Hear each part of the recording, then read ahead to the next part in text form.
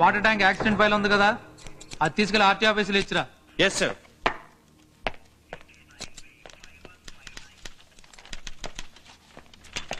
మీ ఆయనకి ఏం భయం లేదమ్మా.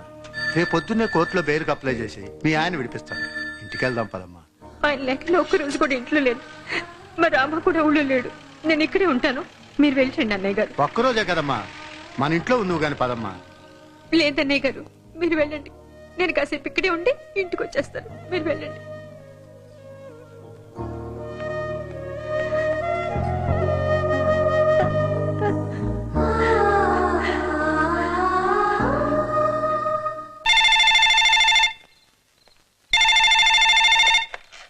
హలో. హలో మావయ్య, నేను రామాని. మా ఇంట్లో ఫోన్ ఎవరు ఎత్తట్లేదు. అమ్మ అక్కడికి ఏమైనా వచ్చిందా? లేదురా, ఆ అమ్మ పోలీస్ స్టేషన్ కి నాన్న చూడటానికి వెళ్ళింది. పోలీస్ స్టేషనా? ఏమైంది? అబ్బా, నువ్వు కంగారు పడాల్సిన అవసరం ఏమీ లేదురా. నువ్వు పోయిన తర్వాత చిన్న గొడవ జరిగింది. ఆ విషయంలో నాన్న అరెస్ట్ చేసి పోలీస్ స్టేషన్ తీసుకెళ్ళారు. నేను రేపు పొద్దున్నే బేరిప్పించి వెంట పెట్టుకుని తీసుకొస్తా కదా. మావయ్య, మా నాన్న ఇంటికి వచ్చేస్తారుగా. రే, మీ నాన్న ఏదన్నా తప్పు చేస్తే కదరా రాకుండా ఉండటానికి. నేనున్నా కదా, నా మాట నమ్ము. సరే మావయ్య.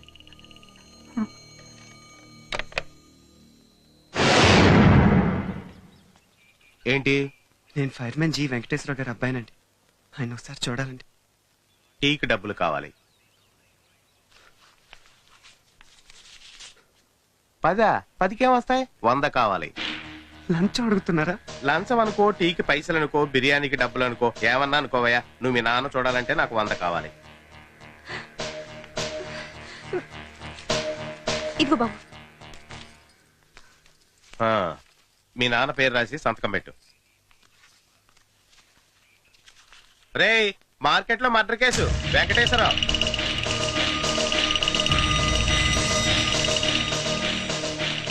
వెళ్ళండి.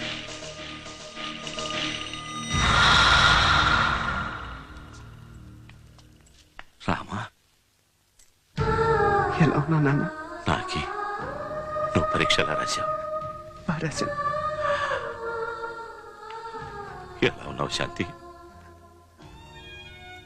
ఏంటి నాన్న ఇదంతా? ఇప్పుడేమైందన్నా? 2 రోజుల్లో బయటకు వచ్చేస్తాను కదా. నువ్వు తప్పు చేయలేదు నాన్న. తప్పు చేయని వాడికి ఎప్పుడు అన్యాయం జరగదు. నువ్వు త్వరగా బయటకు వచ్చేస్తావు. నేను ఎలాగైనా నేను బయటికి తీసుకొస్తాను. నువ్వు ఉండగా నాకు భయం ఏంటి నాన్న? నీలాంటి కొడుకున్నందుకు గర్వంగా ఫీల్ అవుతున్నాను. వస్తాను.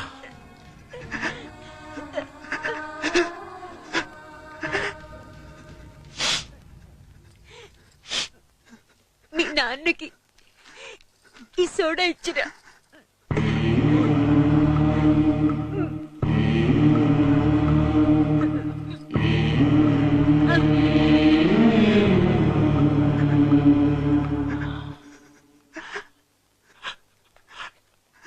ఇంకెప్పుడు కాల్సరు శాంతి, ఇంకెప్పుడు కాల్సరు.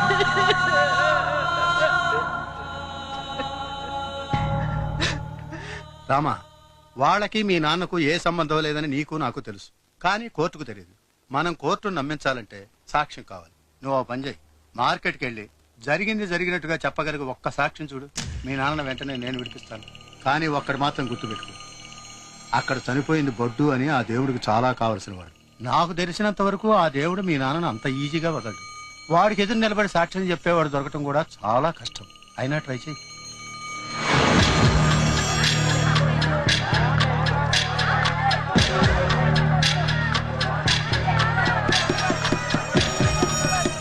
మొన్న 22వ తారీఖు ఇక్కడ మర్డర్ జరిగిందని మీరు చూసారా? మాకు తెలియదు బాబు.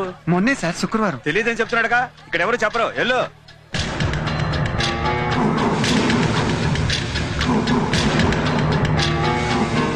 బాబు, పోయిన శుక్రవారం ఈ మార్కెట్ లో మర్డర్ జరిగింది, చూసారా? పోయిన శుక్రవారం జరిగిన మర్డర్. ఎందుకయ్యా నోరు మూసుకుని పని చూసుకో. అడగదు బాబు, ఇక్కడ ఎవరు చెప్పరు. అది మా కాదు. మానాన్ని మమ్మల్ని పక్కనేంటయ్యా? ఎందుకు ఇలా అర్థం చేసుకోరేంటి? తమ్మి ఇట్లా మీరు చూసారా సార్? నేను చూసిన, మొత్తం చూసిన. గా మర్డర్ జరిగింది శుక్రవారం కాదు, గురువారం. కోర్టుకు వచ్చి నేను నిజం చెప్తా. 5,000 కావాలి. అదేంటి, చూసి నిజం చెప్తాను, డబ్బులు ఎందుకు సార్? దిగా నేను జియా కూడా మండికెళ్ళి మేకల్ని తెచ్చి వాటిని చంపి మటన్ అమ్ముతుంటా. గట్లని మేకలతోనే నాకు దుష్మని లేదు. గది నా దందా వ్యాపారం. ఒక్క మేకమైనా నాకు 500 రూపాయలు వస్తాయి. నేను నీతోని కోర్టుకొచ్చి సాక్ష్యం చెప్పనీకి నువ్వు నా దోస్తువా?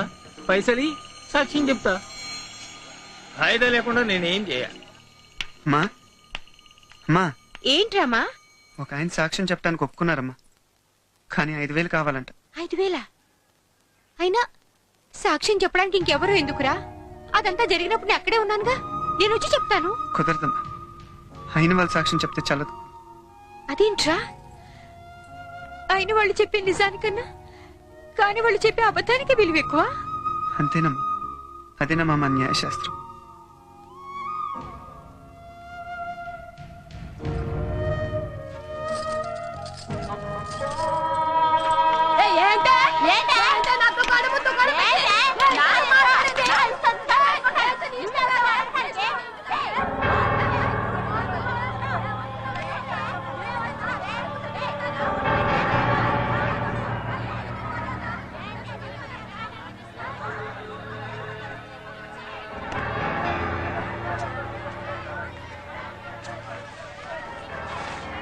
ఇదిగోండి 5,000.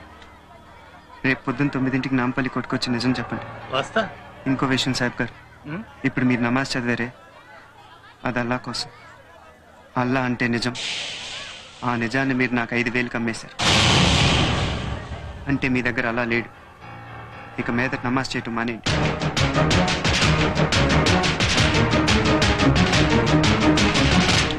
ఇదిగా ఆగు. నీ పైసలు నువ్వు తీసుకో. నిన్ను కన్నా అమ్మా గొప్పది. నే కోర్టుకొచ్చే నిజం చెప్తా. నీ కోసం కాదు, మీ నాయన కోసం కాదు, అల్లా కోసం. ఈడుంటే నన్ను చంపేస్తారు. నన్ను ఎక్కడికైనా తీసుకుపో. రండి.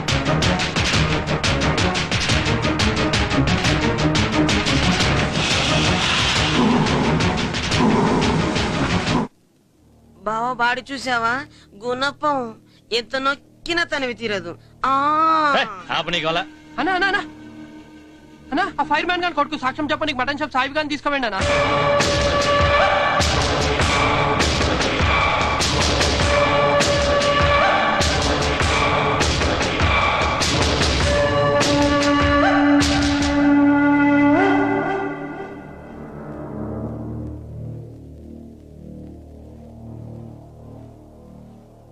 మళ్ళీ ఏంటి ఏడుస్తున్నావు? ఏడిస్తే చచ్చిపోయిన వాళ్ళు వస్తారా? రారు. నేను చెప్తారా? రా. నీకు ఈ అన్నయ్య లేడనుకున్నావా? నేను చచ్చిపోయాననుకున్నావా?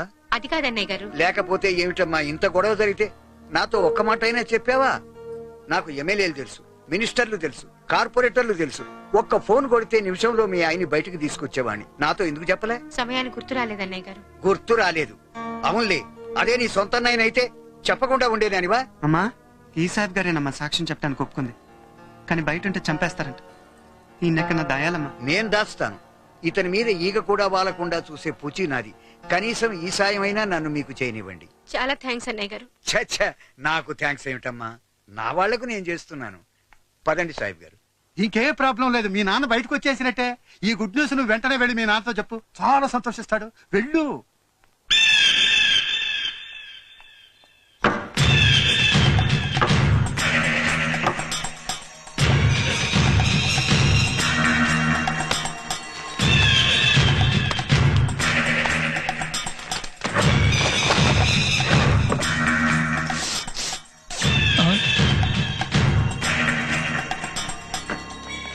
బయటికి వెళ్ళండి. ఇదిగో మీరు కూడా, మీరు త్వరగా, నువ్వు కూడా త్వరగా కాల్ చేయండి.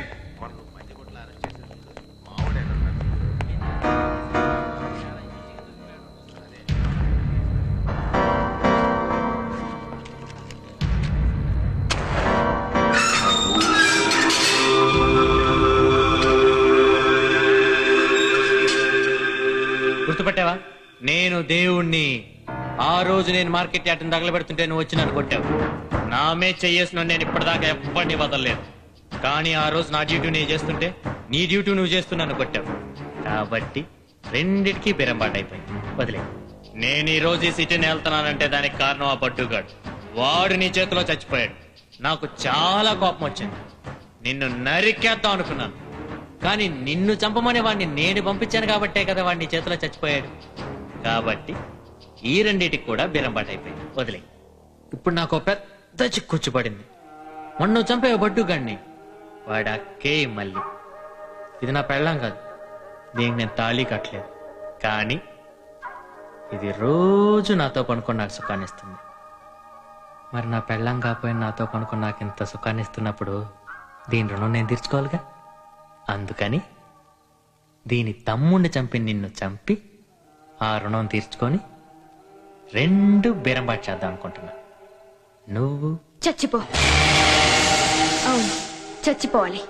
చూడమ్మా, బడ్డుగాడిని నేను చంపలేదు, మీ వాళ్ళ వల్లే చచ్చిపోయాడు. తప్పు చేసింది మీరు, తప్పు పట్టేది నన్న. ఇప్పుడు చెప్తున్నాను, బడ్డుగాడేంటి నీలాంటి కుక్కల్ని నడి రోడ్డు మీద పెట్టి నిలువున నరుకుతాను. నీది ఒక బతుకేనా?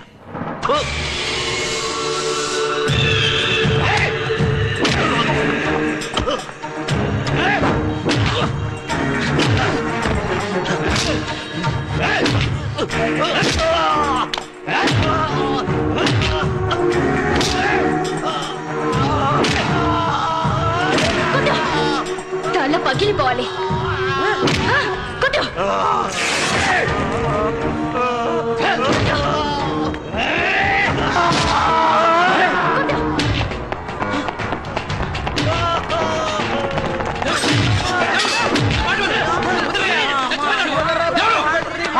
అతను ఎవరో చెప్తే మా ఉద్యోగాలు పోతే నా మాట మీద తోడు.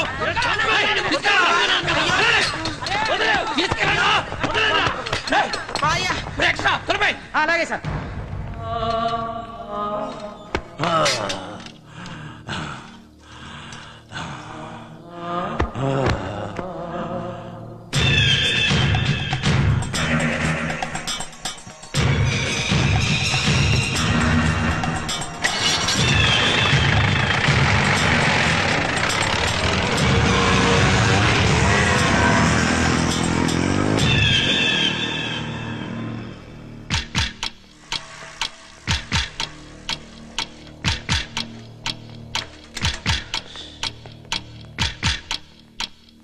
సార్, ఫైర్మెన్ వెంకటేశ్వరరావు గారిని కలవాలి.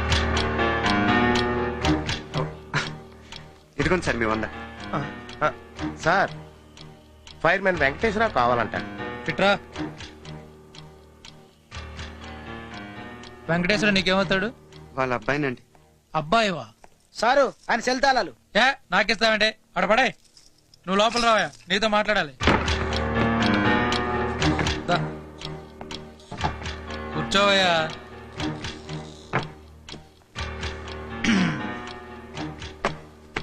మీ నాన్న నిర్దోషి, ఏ తప్పు చేయలే. ఇప్పుడు నేను తలుచుకుంటే ఇప్పుడే వదిలేయగలను. ఓ పని చేయి, మీ ఇంటికి వెళ్ళి ఓ 50,000 పట్టరా. ఇప్పుడు 8 అయింది కదా, 8:15 కల్లా మీ నాన్న వదిలేస్తా. వెళ్ళి. సార్, మీకు డబ్బులు ఇస్తే మా నాన్న చెయ్యంతా ఒప్పుకున్నట్టు అవుతుంది కదా సార్. ఎందుకయ్యా కన్న తండ్రి దగ్గర పేనాస్తానం చూపిస్తున్నావు?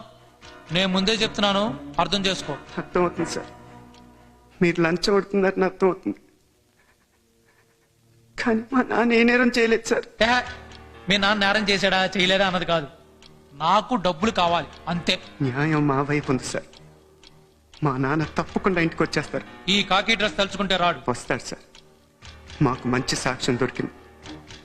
రేపు పొద్దున కోర్టులో మా నాన్న తప్పకుండా వదిలిపెడతారు. బయటకు వచ్చిన 5 నిమిషాల్లో వేరే కేసు బుక్ చేసి మళ్ళీ లోపల పడేస్తా. ఏం చేస్తావు? మాతో పెట్టుకోకు. వెళ్ళి డబ్బులు పట్టరా.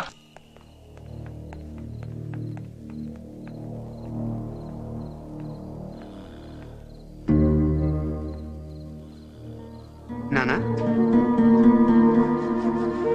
నానా, నానా,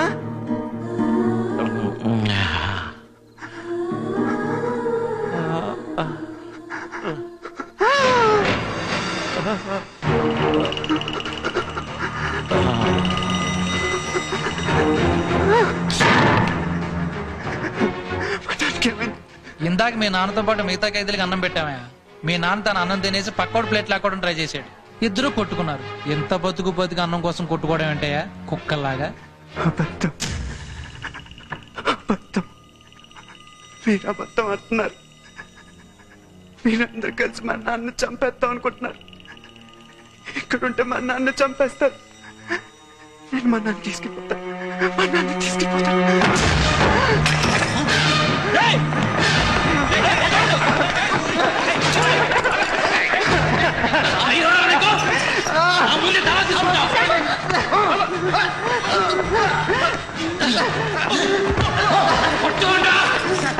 సార్ వదిలేండి సార్, వదిలేండి.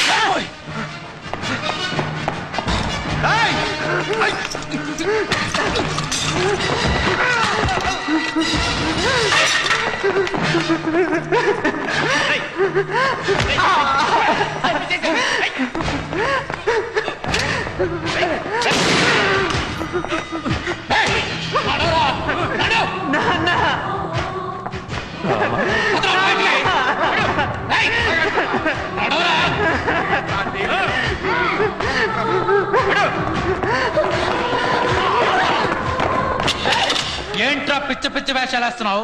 ఇది మీ కాలేజ్ అనుకున్నావు, ప్లే గ్రౌండ్ అనుకుంటున్నావా? స్టూడెంట్ లో ఉండు. ఎక్స్ట్రా వేసావంటే రాడికల్ కింద కాల్చి పారేస్తా. ఇప్పుడు చెప్తున్నాను విను, మీ నాన్న బయటికి రాడు, ఇక్కడే చంపేస్తా. ఏం చేస్తావురా? ఏం చేస్తావు? ఇప్పుడు వెళ్ళి కమిషనర్ గారితో చెప్తా. కమిషనర్ తో చెప్తావా? చెప్తే ఏమవుద్ది? 7 అడుగులు ట్రాన్స్ఫర్ చేస్తాడు. మహా అయితే 6 నెలలు సస్పెండ్ చేస్తాడు. అంతకంటే ఏం చేయలేదు. ఓ పని చేయి, కమిషనర్ తో చెప్తావు కదా, ఆ పక్కన వాళ్ళ అమ్మ కూడా ఉంటది, ఆవిడకు కూడా చెప్పు. ఇక్కడేం కాదు. ఏంట్రా చూపు? మీ కుర్రాళ్ళు ఉన్నారు చూసావు, ఉడుకు రక్తం. ఏవైనా చేసేయగలం అనుకుంటారు, కానీ ఏం చేయలేరు. ఏమైనా చేద్దాం అనుకుంటే ఇదిగో ఇప్పుడు జరిగింది చూడు, ఇలాగే జరుగుద్ది. ఇప్పుడు మా టైం నడుస్తుంది, మాకు కావాల్సిందే జరుగుద్ది. అవును, ఇప్పుడు నీ టైం నడుస్తుంది, నడిపి. మా టైం వస్తుంది చూడు, అప్పుడు స్టూడెంట్లు, కుర్రాళ్ళు, చేతగానోళ్ళని ఉండదు. అప్పుడు మా చేతులు ఎలా ఉండవు, పిడికిలు బిగిసింది. ఒక్కసారి పిడికిలు బిగిసిందంటే మొత్తం తేడా వచ్చేస్తుంది. పోరా, నీలాంటి 1000 మంది చూశాను. నువ్వు 1000 మందిని చూసుండొచ్చు, కానీ 1000 మందిలో ఒక్కడు పుట్టాడు. ఆ ఒక్కడు 1000 మందితో సమానం అవుతాడు. వాడితో వస్తుంది నీకు ప్రాబ్లం. పోరా, పోతా, కానీ మళ్ళీ వస్తాను, తప్పకుండా వస్తాను. మా అమ్మ మీద ఒట్టేసి చెప్తున్నాను, నీకోసం వస్తాను. సార్ ఒక్క నిమిషం, మీ పెన్ను పెన్సిల్.